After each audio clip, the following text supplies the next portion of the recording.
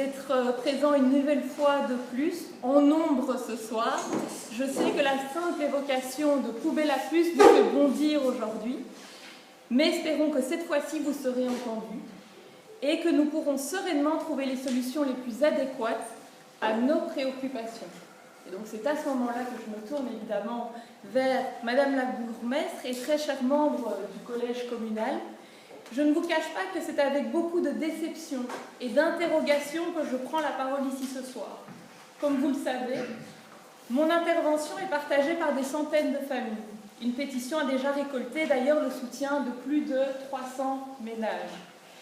Cela fait des mois que le débat des poubelles à puces anime les réseaux sociaux, les séances d'information organisées par la commune et sûrement vos boîtes mail, sans compter les nombreuses questions que doivent recevoir chaque jour vos collaborateurs. La question que tout le monde se pose aujourd'hui est la suivante. À quoi pensiez-vous lorsque vous avez voté à l'unanimité le remplacement des sacs poubelles blancs par 2 conteneurs à puces? S'il vous plaît, évitons les langues de bois.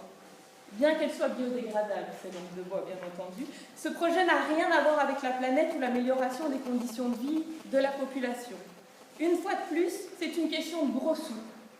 Vous avez tout simplement choisi le système le plus rentable pour la commune en matière de gestion de déchets.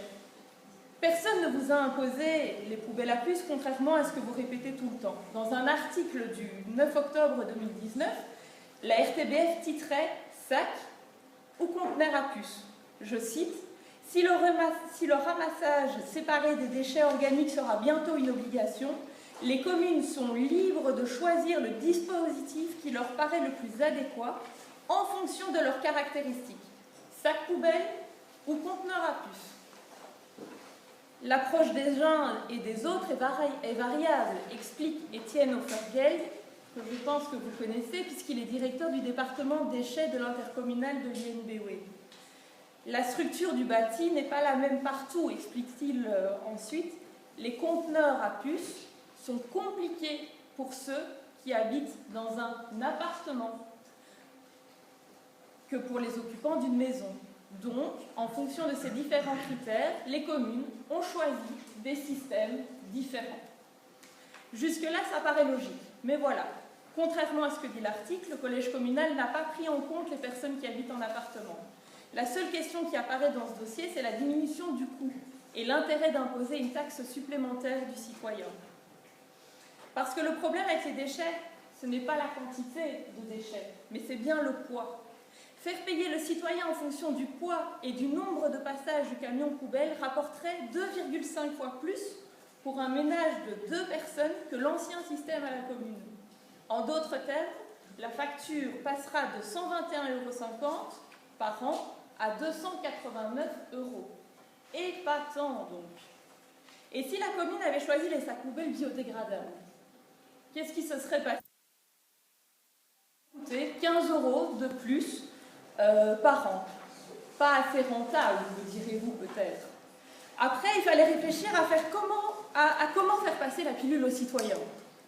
Après tout, on parle d'imposer des conteneurs de 140 litres à des personnes qui habitent en appartement. On parle aussi d'imposer aux familles d'adapter le menu de la semaine en fonction du ramassage des poubelles. Bah oui, parce que avec le nouveau système, pas question de déposer son conteneur toutes les semaines, sinon les taxes supplémentaires seront ajoutées. Il fallait donc trouver une bonne stratégie de communication pour justifier les poubelles à puces.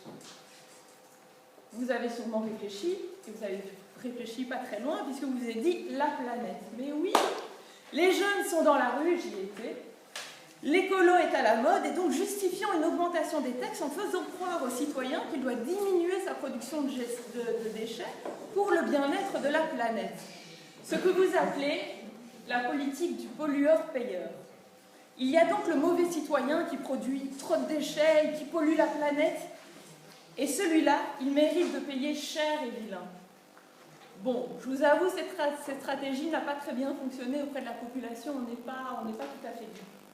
A priori, c'est assez absurde de demander aux citoyens de diminuer leur production de déchets, alors qu'en même temps, la commune, elle achète des milliers de conteneurs en plastique. Ça fait tâche quand même. Ensuite, il y a une question de cause à effet. Écoutez, ça semble assez logique. Ce n'est pas en laissant macérer 2 semaines de plus son emballage plastique dans un conteneur que l'on va diminuer sa production de déchets. Ce sera sûrement moins coûteux pour la commune, parce que le passage du camion une fois par semaine, ça pèse plus lourd dans le portefeuille de la commune, mais en termes d'écologie, on n'y est pas du tout. L'effort, ce sont aux entreprises à le faire, en diminuant les plastiques, en produisant des systèmes d'emballage biodégradables. Et puis le tout n'est pas seulement de trier, encore faut-il avoir les moyens de recycler. Le déchet n'est pas un problème s'il peut être recyclé. Quand on y réfléchit, c'est même plutôt ironique d'oser responsabiliser un habitant sur sa production de déchets. Nous n'avons pas tous les mêmes leviers en matière d'écologie. Que l'on soit en appartement, disposant d'un jardin, voire d'un compost, différentes. J'habite en appartement. Je veux pouvoir sortir ma poubelle toutes les semaines pour des questions évidentes d'hygiène. Je ne suis pourtant pas une pollueuse comme vous tentez de le faire croire. Soyons sérieux 2 secondes. Si c'était tellement un geste pour la planète, pourquoi est-ce que des citoyens qui font usage d'un compost se voient imposer une poubelle à puce et l'obligation de payer la taxe annuelle qui l'accompagne?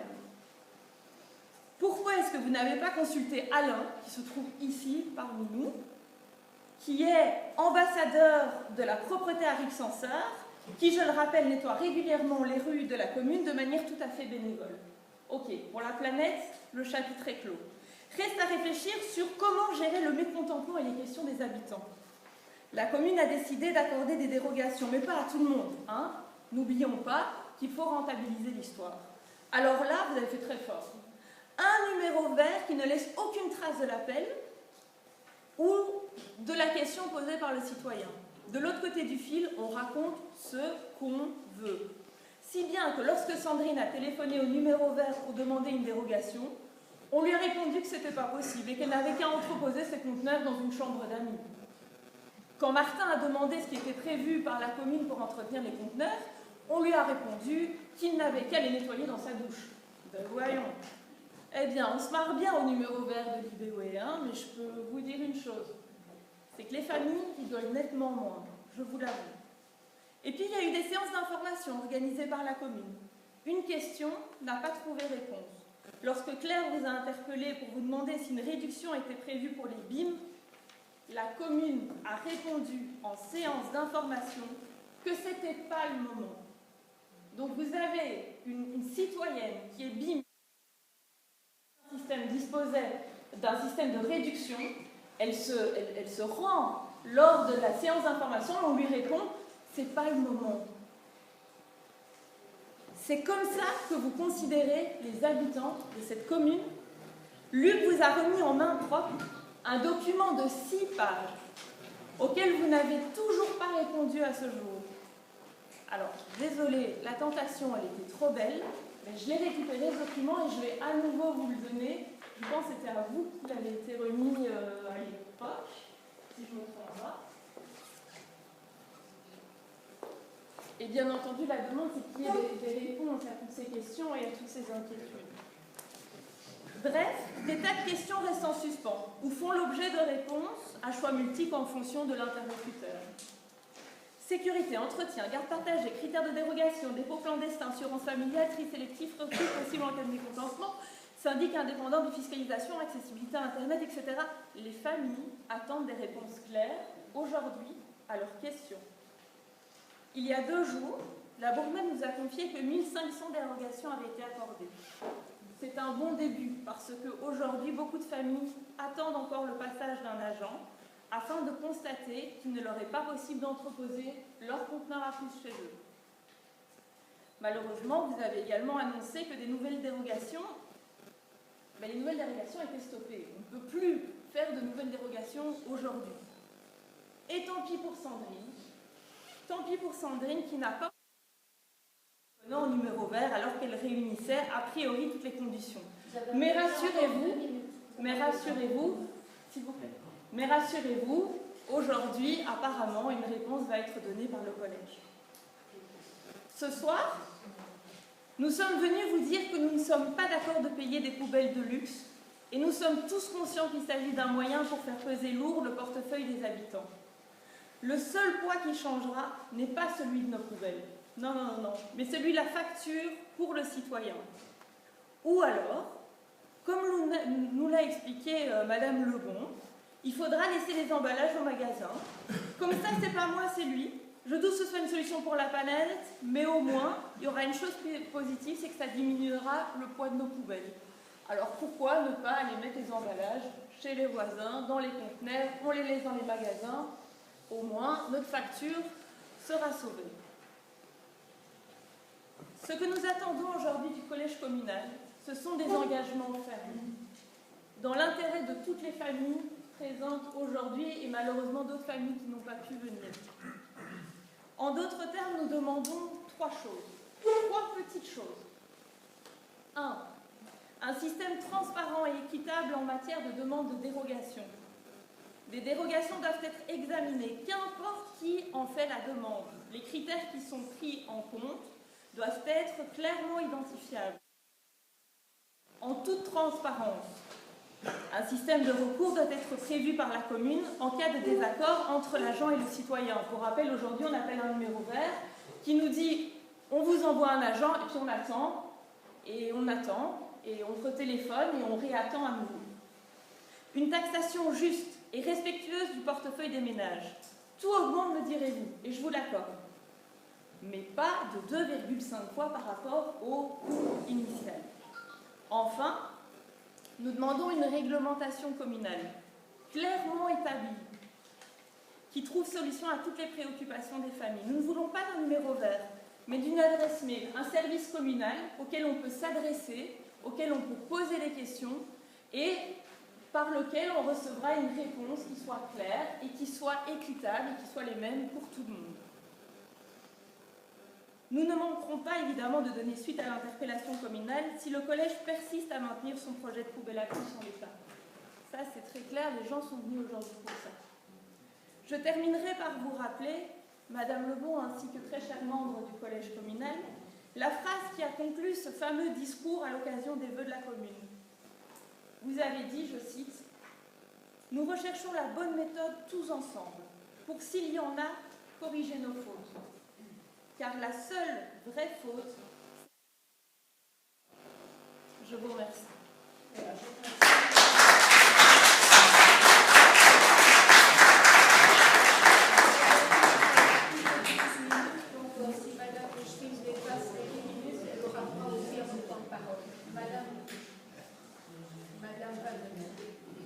Merci pour votre interpellation qui démontre bien la complexité de la matière et l'inquiétude de certains qui sont certains.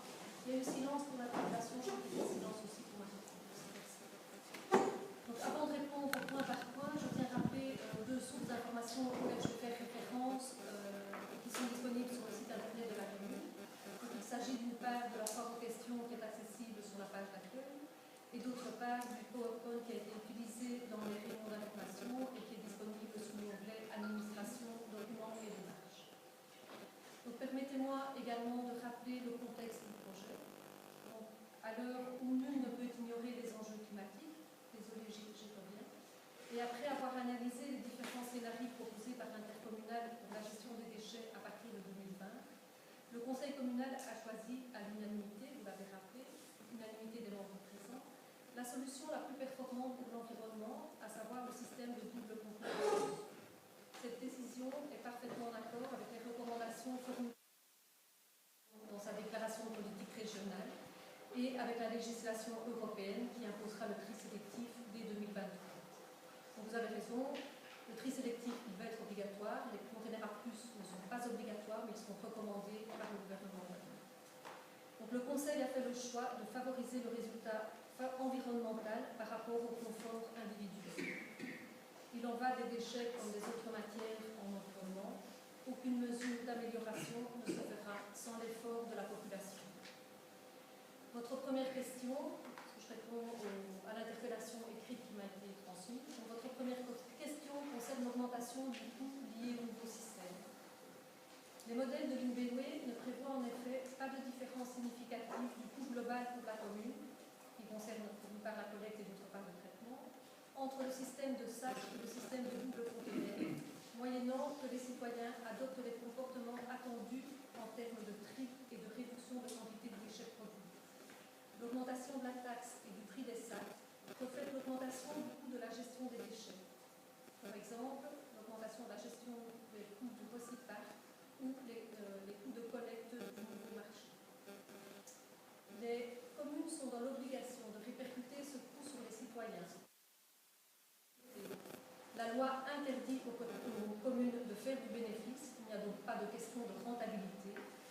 Et elle interdit également aux communes, à l'inverse, de prendre en charge le coût qui est à prendre par ses citoyens. Donc cette question, elle est largement illustrée dans les slides 31 à 35 du PowerPoint.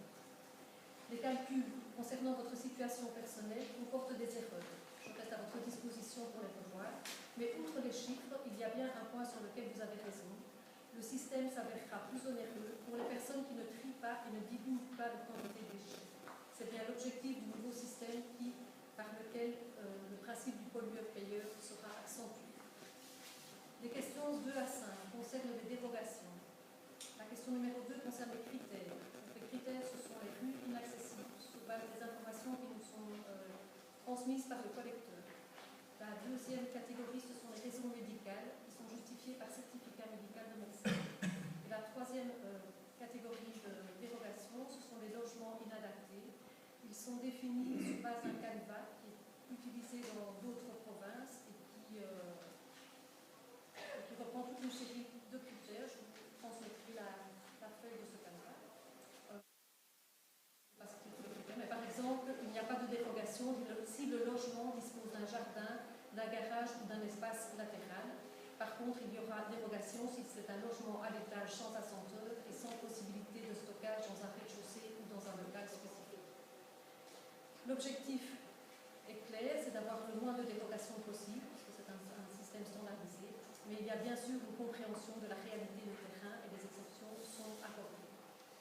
Concernant votre question numéro 3, relative à la procédure, elle est précisée dans le slide numéro 23 de la présentation. Elle doit, vous devez la connaître d'ailleurs cette procédure, parce que vous-même vous jouissez d'une dérogation. Donc vous devez introduire le numéro vert, votre demande au numéro vert ou par mail si vous n'êtes pas confiante dans la transmission orale. Donc si vous préférez l'écrit, il y a également la possibilité de l'écrire par mail à l'adresse zérodéchet@responsable.be. Concernant votre question numéro 4, relative aux alternatives, elles sont précisées dans les slides 20 et 21. Pardon. J'ai 10 minutes, je ne vais pas les citer. Donc il y a l'utilisation de dispositifs est à proximité de l'habitation, les prix sont détaillés dans la foire aux questions, ou les sacs dérogatoires au prix de 1,50 € pour les kilos dépassant le service minimum. Concernant le recours, les recours sont bien prévus, ils doivent être motivés et adressés au collège. Il n'y a pas de recours pour convenance personnelle, mais uniquement pour des considérations matérielles ou médicales. Les questions 6 à 11 concernent les aspects pratiques. La question numéro 6 concerne le nombre de passages supplémentaires pour les petits logements. Le service minimum prévoit 12 levées de conteneurs noirs qui contient des déchets inertes et donc à décomposition lente et sans fortes odeurs, et 24 levées de conteneurs verts qui contient les déchets les plus fragiles. Ce nombre de levées ne détermine pas une fréquence imposée. Rien n'empêche de sortir son conteneur vert plus souvent en été et moins souvent en hiver si vous constatez de l'eau. Pour rappel, le camion poubelle passe bien chaque semaine dans la camion. Dans un souci d'équité fiscale, nous ne pouvons pas envisager des levées supplémentaires pour les habitants des petits logements. La question numéro 7 concerne les dépôts clandestins. Alors, l'expérience des autres communes, moins de 1% de la population estime que le cadenas est nécessaire. Il ne serait donc pas juste de répercuter le prix de ce dispositif chez tout le monde dans la taxe forfaitaire. Par ailleurs, le service minimum, tel que prévu cette année, limitera en partie les dépôts clandestins, puisqu'un certain nombre de kilos sont prépayés par chacun des citoyens. Au niveau de la serrure, il s'agit d'un système à billes qui garantit la fermeture avant et après pesée, puisque le collecteur a l'obligation de refermer le couvercle qui se reverrouille une fois le conteneur déposé. Concernant votre question numéro 9 et la responsabilité, les responsabilités sont décrites dans la foire aux questions, dans la section « Suis-je responsable de mes conteneurs ?» Donc, tout comme actuellement, l'assurance en responsabilité civile jouera, sauf en cas de faute grave manifeste de l'utilisateur, du collecteur ou d'une tierce personne. Concernant la procédure pour le changement de capacité des conteneurs, question numéro 11, la procédure est décrite dans la foire aux questions, situation personnelle et dans le slide numéro 15. Les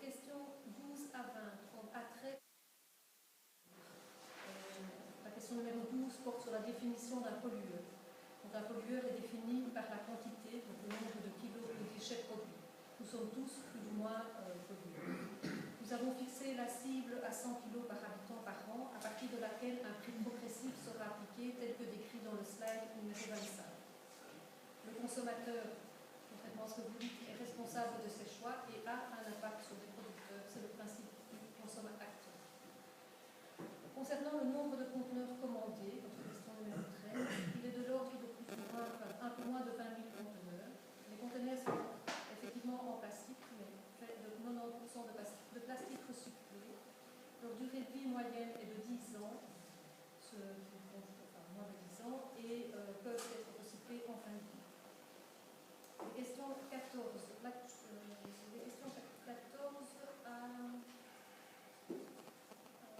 à 18 concernent plus les choix politiques. Donc la question 14 est relative aux arguments qui sous-tendent le choix de ce système de double container. Donc les arguments utilisés sont utilisés 10 et 11 que je me suis permise de reprocher. Donc on y décrit la vision climatique qui est écrite dans la déclaration politique communale et qui rappelle la cible de 100 kg par habitant par an. On rappelle également l'obligation européenne et les recommandations de la région Wallonne en fait une évaluation de la quantité de déchets au poids et non au volume. L'efficacité prouvée dans les 115 communes qui utilisent le système avec le système de double container, avec une réduction en moyenne de 30% de la quantité de déchets produits, réduction supérieure à celle observée pour les systèmes à double sac. Le système des conteneurs enterrés, quant à lui, existe sur la commune, il est cependant onéreux et réservé aux quartiers denses avec habitat verticaux. Concernant l'absence de la consultation des citoyens, donc le rôle du politique est de gérer le long terme et l'intérêt général de l'environnement fait partie. Discuter en groupe de travail avec les représentants de chaque groupe politique, puis adopter à l'unanimité des membres présents. Le principe de la démocratie représentative a donc bien été respecté. Au niveau de votre question sur la possibilité d'arrêt de ce système, il n'y a pas d'intention de faire marche arrière. Néanmoins, un bilan dans les mois qui viennent, en tout cas à l'échéance de la première année, sur le nombre de kilos produits et la qualité du tri et de l'humidité sera établi. Si les indicateurs sont bons, nous pourrions envisager de modifier, par exemple, la fréquence des collectes, ce qui pourrait diminuer le coût pour le citoyen, ou diminuer le ratio entre la taxe forfaitaire et la taxe proportionnelle afin de mieux encore appliquer le principe du pollueur-payeur. Concernant votre question numéro 17 et le choix du système unique, la commune a le devoir de proposer la solution qui répond le mieux à ses ambitions climatiques en France et qui convienne au plus grand nombre. La gestion communale nécessite une certaine rationalisation pour être efficace. C'est pourquoi un système standard homogène est proposé tout en prévoyant un système d'exception pour les cas particuliers. Concernant le mécontentement des citoyens, nous ne disposons pas aujourd'hui d'une source de données fiable pour évaluer la proportion de citoyens mécontents. Il y en a, je le vois, je les entends. Il n'y a pas de... Les réactions sur les réseaux sociaux ne reflètent pas nécessairement l'avis de la majorité. Ce que nous pouvons par contre affirmer, c'est que si beaucoup de citoyens sont inquiets face à ce changement de pratique, d'autres nous ont félicité pour ce choix en faveur de l'écologie. Certaines personnes, habitant des rues en dérogation annuelles, demandent même à pouvoir bénéficier du système et sont prêtes à porter le conteneur dans une rue desservie par le collecteur. Les deux dernières questions abordent les aspects plus pratiques. Concernant la consultation des données, la procédure décrite dans la première question, comment savoir où je me situe par rapport à mon nombre de kilos, avec notamment la possibilité d'appeler le numéro vert. Concernant la dernière question, la numéro 20, sur l'entretien des conteneurs, le plus simple pour entretenir son conteneur, c'est avec de l'eau et du savon et un tuyau d'arrosage. Pour les personnes qui ne disposent pas d'espace adéquat ou de robinet extérieur, les conteneurs peuvent être lavés sur le trottoir avec un seau et une brosse. Voilà, je vous remercie pour votre attention.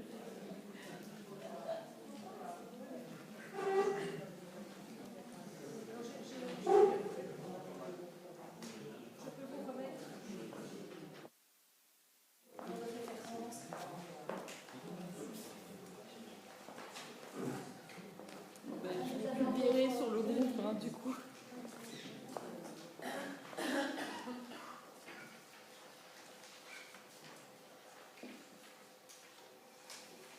pris mon chronomètre avec. Pas de souci. Mais je vous remercie déjà pour ces réponses. Bien entendu, ce n'est pas ce que nous attendions aujourd'hui, mais ça permet déjà de clarifier une série de choses. Quand j'ai écrit l'interpellation communale, c'était au mois de décembre, il y a un mois, et effectivement, il y a une série d'informations qui ont été communiquées par la commune. Aujourd'hui, ce que les gens attendent, ce n'est pas le recul spécifique de cette mesure. Effectivement, vous êtes tout à fait en droit et vous êtes dans la légalité de décider pour le citoyen ce qui est bon pour vous. Je vous l'accorde. C'est effectivement ce que dit la loi. Néanmoins, ce que le citoyen aujourd'hui attend, c'est d'avoir le choix. D'avoir le choix de pouvoir se dire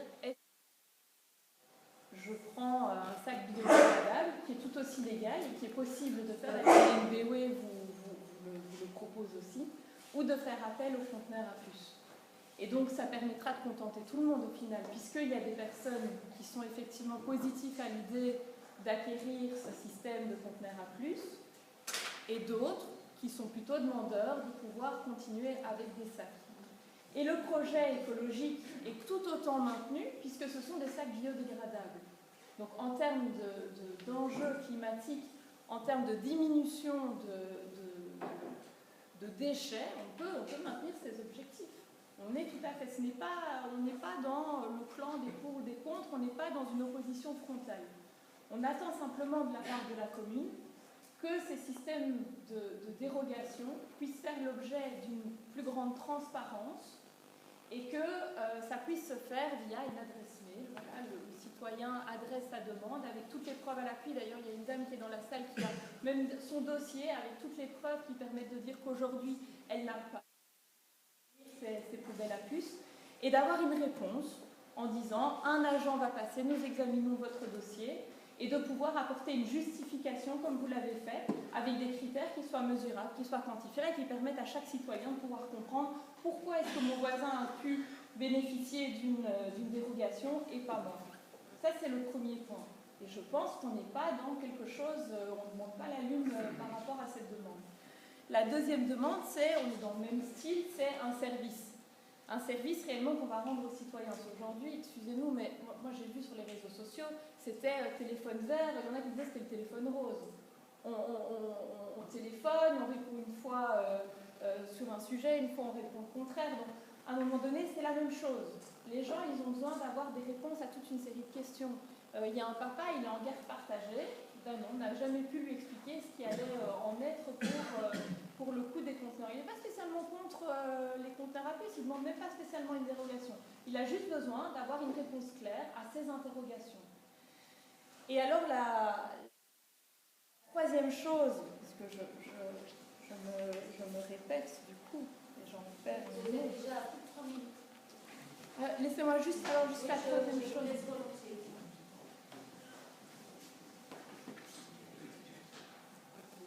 Ah voilà, ici. Et alors, c'est la question de la taille. Parce que vous l'avez dit, ça a un coût, ces conteneurs à puce. On sait très bien que, même si vous ne parlez pas de rentabilité, vous parlez bien de performance, et on sait très bien que les sous n'iront peut-être pas dans vos caisses, mais seront dépendants d'un marché public. Donc à un moment donné, l'argent ne disparaît pas. L'argent, il se transfère. Et vous l'avez dit vous-même, les conteneurs à puce, ça va coûter des sous. Et tout le monde n'a pas la possibilité de diminuer ses déchets. Et donc, il faut pouvoir penser à des personnes qui n'ont pas spécialement les moyens non plus de pouvoir faire ces efforts en faveur de l'environnement et de pouvoir établir une taxation plus juste en fonction des revenus de chacun et en prenant en compte que, ben oui, on n'est pas dans la caricature de la commune bourgeoise, non. Il y a un tissu social qui est fort, qui est diversifié, et il faut prendre en compte que tout le monde n'a pas les mêmes moyens par rapport à ça. Je vous arrête pour 30 secondes. C'est fait. C'est fini. Bon, merci. Voilà. Du coup, vous avez dépassé. Je vais donner quand même à Micheline l'occasion quand même de dire un mot à cette demande. Voilà. Je rappelle que l'UBE a fait la proposition de 4 systèmes et il nous a pas dit qu'on pouvait mixer les systèmes. Donc, il demande d'avoir un système unique.